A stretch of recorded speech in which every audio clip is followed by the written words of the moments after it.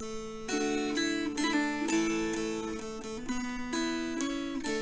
I'm Trudy Morgan Cole, and I really hope you've been enjoying these Newfoundland historical Christmas readings over the last couple of days. You may notice I skipped right over my novel, A Sudden Sun, not because I love that any less than the others, but because although it has a few references to people celebrating Christmas, it doesn't really have a scene set at Christmas. So we're going to take a jump back now to the Christmas of 1610, when John Guy had just brought 39 men over a few months earlier to found a colony at Cupids. There are no women here yet. They are just basically trying to survive and create a place to stay in the Newfoundland, where so far no English people have spent a winter. And this scene is, I guess it's sort of Christmas Day and the day following, from the point of view of Ned Perry, who is one of the young men who has come over to help settle the colony. On Christmas Day, the men feasted on one of their goats, sacrificed for the occasion. They made the best of the holy day, laughing and telling stories of Christmases past, speculating on what their families were doing. Back home there would have been division between those who thought, in the old papist way, that Christmas was a day of feasting and celebration, and the more reformed folk who believed a holy day was best spent entirely on your knees. But here in the colony such differences mattered little. They would have their church service in the morning and feast as best as they could for dinner, wringing whatever pleasure they might out of the day. "They all want to go home, but this country is the only bloody place for a man like me," muttered Tom Percy, creeping up behind Ned. "'Tis a fine place indeed," Ned said, trying for hearty good spirits. "A man can make a grand life for himself here." "Not this place, not Cupid's Cove." Percy looked around at his fellow colonists, huddled in twos and threes around the hearth. "I told you I must get away. Build a little tilt where I can fish and hunt. I'm not fit to be around my fellow man." "Now that's no way to talk at Christmastide. Peace on earth to men goodwill." "No man here would have goodwill toward me if he knew the truth." "Come now, have a drink and put your troubles behind you. The governor has given us all an extra ration of aquavit for the holy day." Another of the shortcomings of a settler's life was that John Guy had brought just enough liquor to keep 40 men going till supplies arrived from England in the spring, but no more. They had built a brew house down by the saltwater pond and brewed their own small ale, but it was weak stuff, and there was little chance of the men getting good and drunk even on a feast day, which no doubt suited the governor's idea of an orderly colony just fine. No salvation for Percy in spirits, then, any more than in prayer.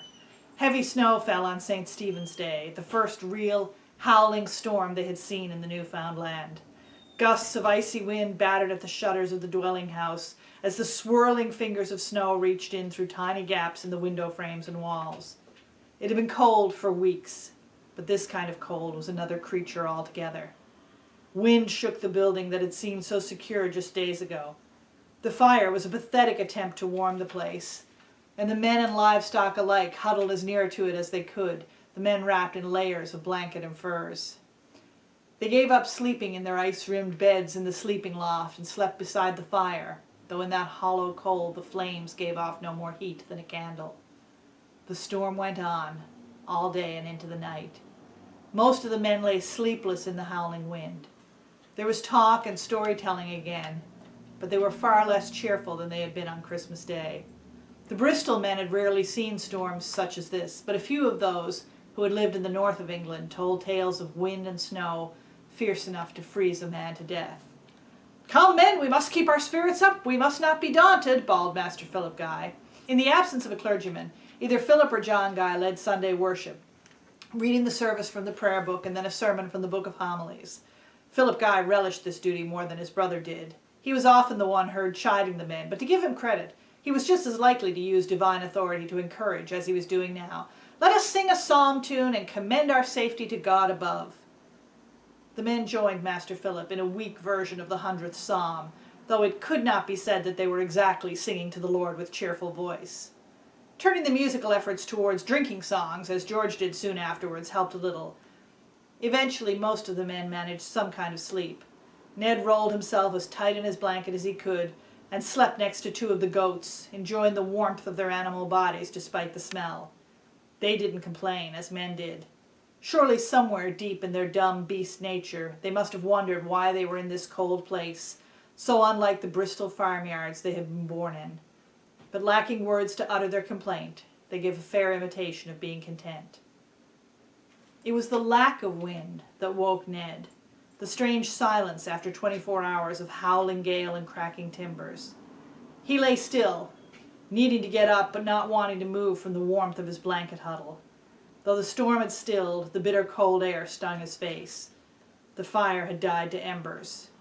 He heard one man, then another, get up and use the buckets they had set aside for piss-pots. Finally, he heard Nicholas Guy's voice.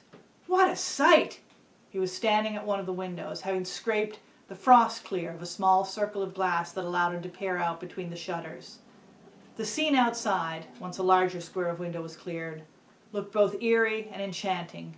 Everything lay cold and still under heavy drifts of white snow. I doubt we'll be able to get the door open, said Master Nicholas, looking at the mounds of snow piled against it. Perhaps some of you smaller lads can squeeze out if we take out one of the windows. Then you can clear it away from the door with spades. In the end, that was what they did. The glass window was taken out and the shutters removed so that Ned and Duke Whittington, the two youngest and slenderest of the men, climbed out through a window and tossed piles of the snow away from the door until they were able to push it open. Then all the men spilled out, and the animals too, marveling at the transformed world the snow had left behind. The drifts piled nearly to the top of the palisade wall. The snow lifted the men's moods. They were almost playful as they shoveled paths through it. Everyone save the two sick men spent the better part of the day out of doors. They let the goats and pigs out, hauled in more firewood, brought buckets of snow to melt for drinking water. More than once Ned was slapped in the side of the head by a snowball hurled by one of his comrades. Their clothing was wet, and everyone was tired by late afternoon, when they gathered again around the fire as daylight died.